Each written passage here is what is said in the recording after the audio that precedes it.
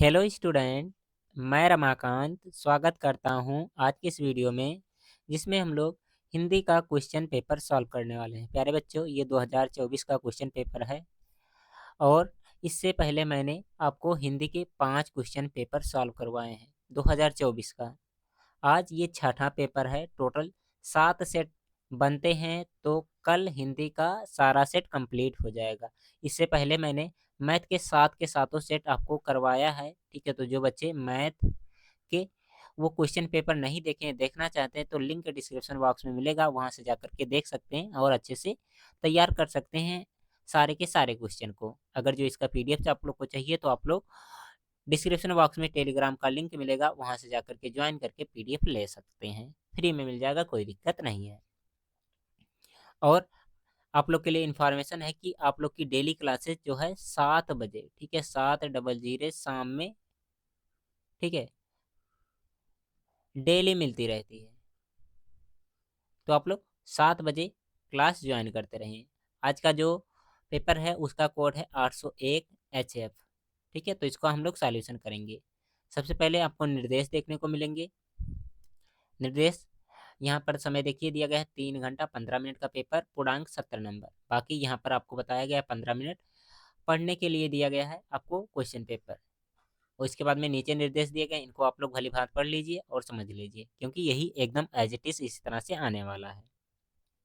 Okay. अब चलो question की तरफ बढ़ते हैं बिना देरी किए और क्वेश्चन सॉल्व करते हैं हम लोग। देखिए यहाँ से स्टार्ट हो रहे हैं क्वेश्चन। पहला क्वेश्चन है, आचार्य रामचंद्र शुक्ल प्रसिद्ध हैं, किसमें प्रसिद्ध हैं आपसे पूछा जा रहा है। कहानी लेखन के लिए, आलोचना साहित्य के लिए, उपन्यास लेखन के लिए, या फिर नाटक लेखन के लिए। तो ये प्रसिद्ध हैं किसके लिए, आलोचना साहित्य के लिए। तो इस क्वेश्चन का सी ऑप्शन सही आंसर होगा। ओके। दूसरा क्वेश्चन देखो, गोदान उपन्यास के लेखक हैं, मतलब आपसे पूछा जा रहा है गोदान किसने लिखा है। पहला ऑप्शन दिया गया यशपाल, मोहन राकेश, प्रेमचंद्र, धर्मवीर भारती। तो सही आंसर की बात की जाए तो इस क्वेश्चन का बी ऑप्शन यानी कि प्रेमचंद्र सही आंसर हो जाएगा। आगे तीसरा क्वेश्चन, इसको पढ़िए, बताइए इसका क्या आंसर होगा आप लोग। नीड़ का निर्माण फिर के रचनाकार हैं हरिवंश राय बच्चन, हजारी प्रसाद द्विवेदी, डॉक्टर राजेंद्र प्रसाद, रामविलास शर्मा। सही आंसर की बात करेंगे तो कौन सा आंसर होगा, जल्दी से बताइए। तो कहेंगे आप लोग हरिवंश राय बच्चन जो हैं, इस क्वेश्चन के ए ऑप्शन सही आंसर हो जाएगा। ठीक है।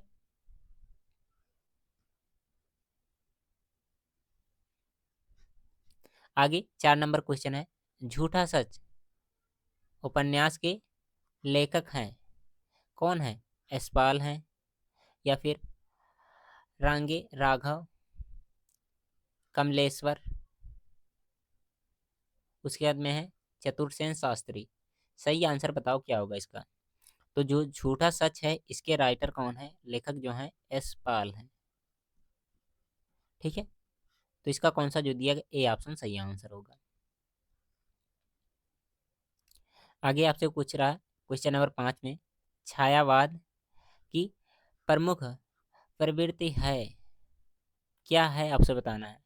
आश्रयदाताओं की प्रशंसा, श्रृंगार और प्रेम वेदना, उसके अंदर लिखा गया है रित ग्रंथों का निर्माण, भक्ति भावना। जल्दी से पढ़ो क्या होगा इसका आंसर। तो देखिए, इसकी विशेषता की बात की जाए तो आश्रयदाताओं की प्रशंसा, यानी कि इस क्वेश्चन का ए ऑप्शन सही आंसर हो जाएगा। याद रखिएगा, बहुत ही अच्छा और इम्पोर्टेंट क्वेश्चन है आप लोग के लिए। आगे बढ़ेंगे 6 नंबर क्वेश्चन की तरफ, इसको देखेंगे, बताएंगे आप लोग। कमल का सिपाही जीवनी है, किसका जीवनी है। जयशंकर प्रसाद, मोहन राकेश, प्रेमचंद्र, उसके बाद में आचार्य रामचंद्र शुक्ल। तो जो कलम का सिपाही, ये किसकी जीवनी है, प्रेमचंद्र जी की जीवनी है। तो इस क्वेश्चन का बी ऑप्शन सही आंसर होगा। आगे है 7 नंबर क्वेश्चन, जल्दी से पढ़ो और बताओ इसका क्या आंसर होगा आप लोग। इसमें आपसे पूछा क्या जा रहा है, घनानंद किस काव्यधारा के कवि हैं? रीतबद्ध, रीत सिद्ध, रीत मुक्त या फिर आधुनिक काल? क्या होगा इसका आंसर? तो ये है रीत मुक्त के कवि, तो सी ऑप्शन आप लोग कहेंगे सही आंसर हो जाएगा इसका। ओके, आगे देखो 8 नंबर क्वेश्चन। बहुत ही आसान सा क्वेश्चन आप लोग के लिए आ गया, पढ़ो बताओ इसका क्या आंसर होगा। मैं इसको थोड़ा सा जूम कर दे रहा हूँ आप लोग के लिए, जूम हो जाए तो अच्छा रहेगा। हाँ लगभग हो गया, क्लियर दिखना चाहिए आई थिंक। एक बार चेक कर ले रहा हूँ मैं। हाँ क्लियर है, कोई दिक्कत नहीं। इसमें क्या पूछा जा रहा है आपसे, हंस पत्रिका के संपादक हैं मोहन राकेश, धर्मवीर भारती, उसके बाद में प्रेमचंद, उसके बाद में गुलाब राय। क्या होगा इसका आंसर? तो कौन सा आंसर सही होगा जो दिया गया है, इसका बी ऑप्शन सही आंसर हो जाएगा, प्रेमचंद। आगे 9 नंबर जो क्वेश्चन है, इसमें पूछ रहा है जहाज का पंछी कीर्ति किस विधा है? जो जहाज पंछी है ये कीर्ति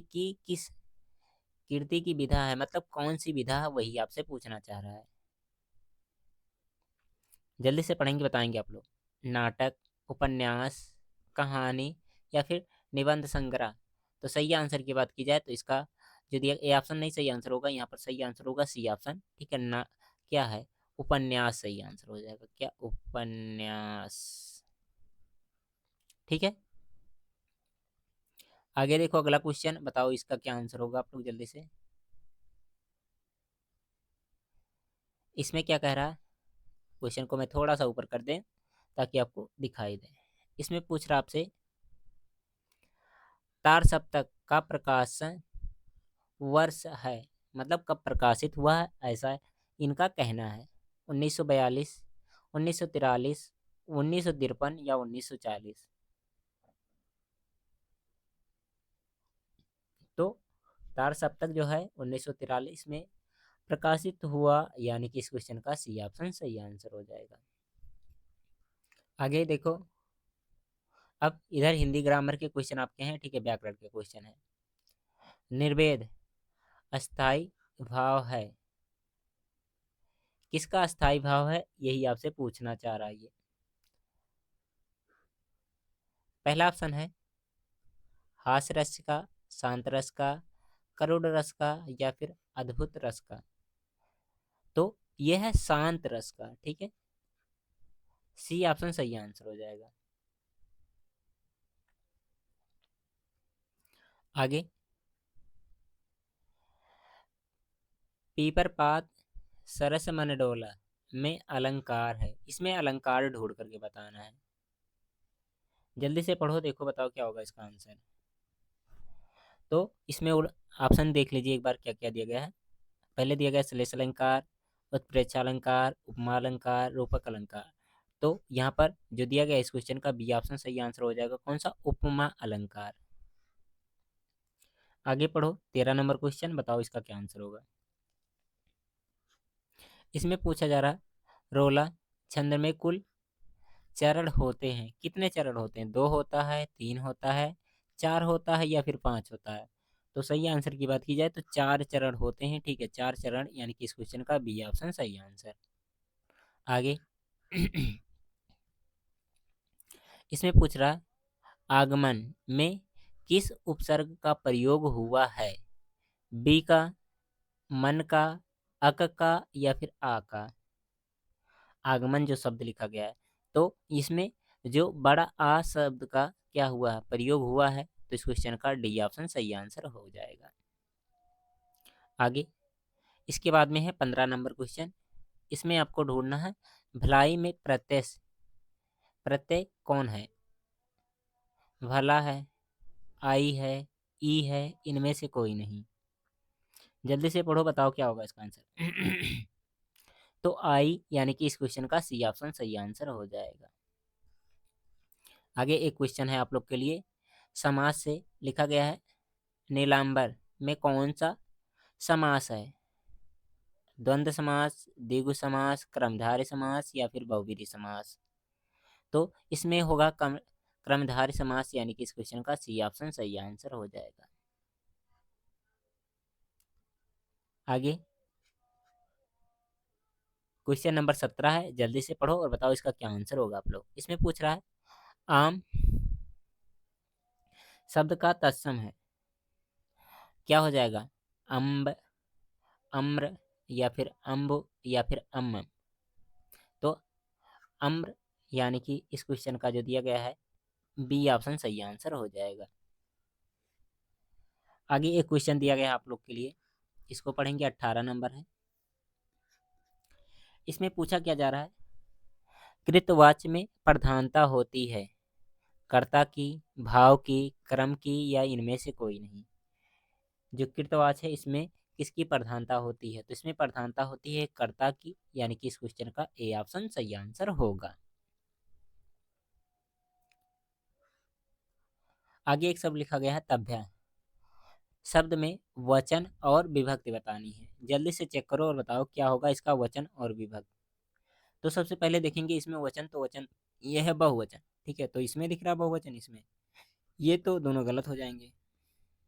अब ये कौन सा विभक्ति है? तो ये विभक्ति है चौथा विभक्ति, तो इसका जो दिया गया है डी ऑप्शन सही आंसर होगा, बाकी ये भी गलत हो जाएगा। आगे है 20 क्वेश्चन, ठीक है। निम्नलिखित में सर्वनाम है, कौन सा सर्वनाम है? काला, घोड़ा, लड़का या फिर वह। तो वह क्या हो जाएगा? एक प्रकार से सर्वनाम हो जाएगा, प्रोनाउन हो जाएगा, तो इसका जो दिया गया है कौन सा, सी वाला ऑप्शन सही आंसर हो जाएगा। ओके, अब यहाँ पर बहुविकल्पीय क्वेश्चन 20 कंप्लीट हुए। आप लोग बताइए 20 में से कितना स्कोर आप लोग का रहा। उसके बाद में हम लोग वर्णात्मक प्रश्न की तरफ बढ़ते हैं।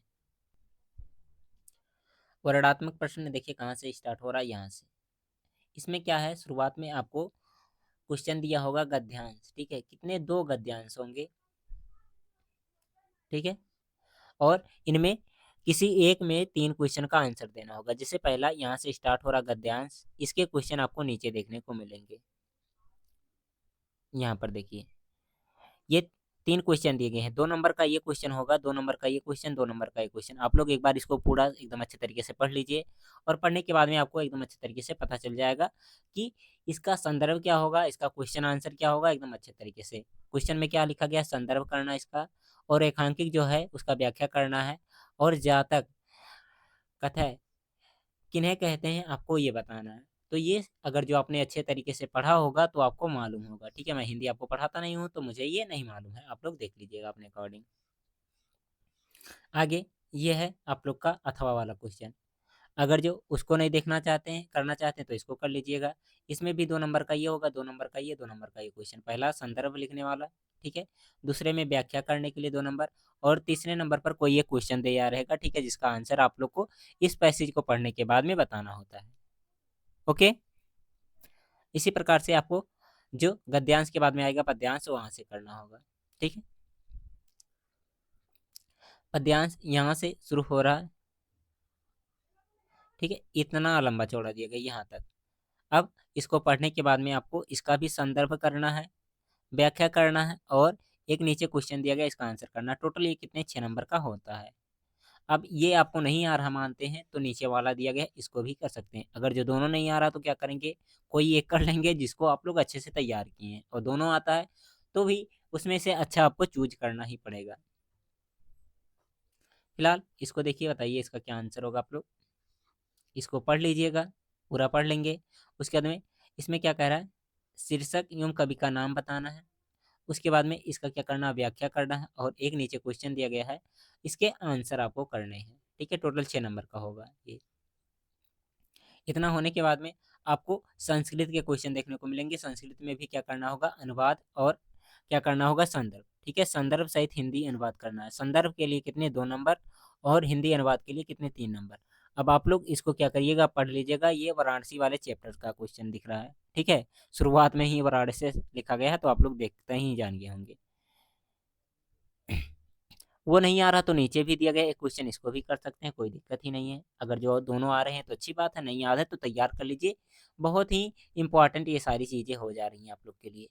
इसके बाद हिंदी में कौन सा क्वेश्चन देखने को मिलेगा, स्क्रीनशॉट करते रहिएगा आप लोग। आपको पद्यांश से क्वेश्चन करने को रहेंगे, जिसमें करना होगा संदर्भ और हिंदी में अनुवाद। संदर्भ ठीक है 2 नंबर का, और अनुवाद कितने 3 नंबर का। ये भी ऑप्शन में रहेगा, एक यहाँ पर 2 यहाँ पर। इन दोनों में से कोई एक करना चाहिए, ये कर लो चाहे ये कर लो, अथवा में दिया गया। वैसे तो पेपर बहुत ही आसान है, क्योंकि हर एक चीज क्वेश्चन आपको अथवा में ही देखने को मिल रहे हैं। इसके बाद में आएगा आपका खंड काव्य। खंड काव्य में जो भी कुछ आपने तैयार किया उसका क्या करना, एक क्वेश्चन का आंसर देना, 3 नंबर का होता है। तो अच्छे से दोहा वोहा के साथ में तैयार कर लीजिएगा, चाहे मुक्तिदोत हो चाहे ज्योति जवाहर हो, जो कुछ भी आप लोग अपने अकॉर्डिंग देखना चाहें तैयार कर सकते हैं। ठीक है, सारी चीज़ें ऑप्शन में होती हैं, जो करना होगा आप लोग करिएगा, जो आपके सिलेबस में होगा। अलग अलग होता ना ये सिलेबस के अकॉर्डिंग। इसके बाद में 6 नंबर क्वेश्चन देखिए, इसमें क्या करना है, आपको लिखना है किसी एक लेखक का जीवन परिचय। जीवन परिचय इंपॉर्टेंट है, अभी से आप लोग जिसका जिसका तैयार करना चाहते हैं एकदम अच्छे तरीके से तैयार कर लीजिए। ठीक है, जीवन परिचय लिखने के साथ साथ में उनकी एक प्रमुख रचना का भी उल्लेख करना है। ऑप्शन में 3 चीजें दी गई हैं, तीनों में से कोई एक कर सकते हैं। जयशंकर प्रसाद, आचार्य रामचंद्र शुक्ल, उसके बाद में भगवत शरण उपाध्याय। शुरुआत के दोनों ही इंपॉर्टेंट है, दोनों में से कोई एक याद कर लेंगे तो इस बार भी 25 में भी आपके एग्जाम में फंस जाएगा डायरेक्ट। ठीक है, दोनों लोग हर बार आते रहते हैं, हर एक सेट में देखने को मिलते हैं। आगे है कवि का जीवन परिचय लिखने के लिए कह रहा है, और इनकी एक प्रमुख जो रचना है उसका उल्लेख करने के लिए कह रहा है। ऑप्शन में है सूरदास जी, सुमित्रानंदन पंत जी, उसके बाद में बिहारी लाल। सूरदास सबसे ज़्यादा इंपॉर्टेंट है, याद करना ही पड़ेगा आप लोग को। ठीक है, इसके अलावा अगर जो आप लोग सुमित्रानंदन पंत का याद कर लेते हैं तो और अच्छी बातें हैं। ओके, इसके बाद में 7 नंबर क्वेश्चन देखिए, इसमें क्या करना है आपको, 2 नंबर का ये क्वेश्चन है, जिसमें क्या करना है, एक श्लोक लिखना है। ठीक है, अपने पाठ्य पुस्तक से कंठस्थ मतलब याद किया हुआ कोई क्या करना है, श्लोक लिखना है, जो इस प्रश्न पत्र में ना आया हो। जैसे इधर देखेंगे तो 2 क्वेश्चन आपके दिए गए हैं श्लोक से। ठीक है, तो इन दोनों को छोड़ करके ही लिखना पड़ेगा, पता नहीं कहाँ चला गया वो, जाने तो कहीं गया होगा।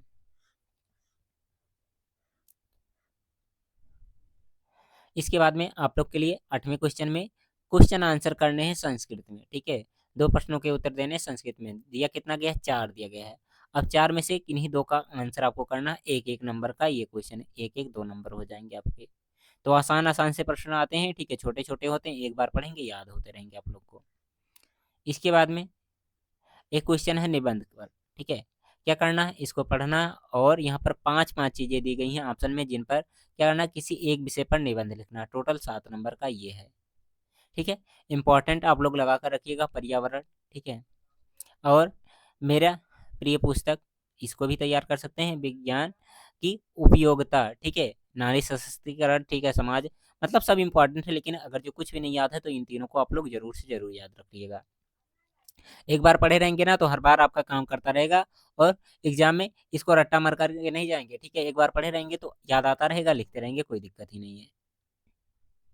आगे लास्ट में एक क्वेश्चन दिया गया है प्रश्न पत्र लिखने के लिए। ठीक है, अब यहाँ पर कितने 4 नंबर के ये क्वेश्चन है। ठीक है, तो इसको भी आप लोग को करना होगा, अथवा में दिया गया, चाहे इसको कर लीजिए चाहे इसको कर लीजिए, जो भी आता होगा आप लोग अपने अकॉर्डिंग कर सकते हैं। ठीक है, तो उम्मीद करते हैं प्यारे बच्चों आज का ये वीडियो आपने एकदम अच्छे तरीके से देखा होगा, हर एक क्वेश्चन आपने तैयार भी किया होगा। ठीक है, अगर जो अच्छा लगा है तो लाइक करिएगा, अपने दोस्तों के पास में शेयर करिएगा। ठीक है, बाकी एक पेपर और बच रहा है हिंदी का, उसको मैं करवा दूंगा। उसके बाद में आप लोग बताएंगे मैं साइंस का कराऊं या फिर सोशल साइंस यानी कि एसएसटी का पेपर करवाऊं, जो भी कहेंगे आप लोग मैं करवाऊंगा। ठीक है, और 2024 वाला जब कंप्लीट हो जाएगा तो उसके बाद में हम लोग 2023 का भी क्वेश्चन कवर करेंगे।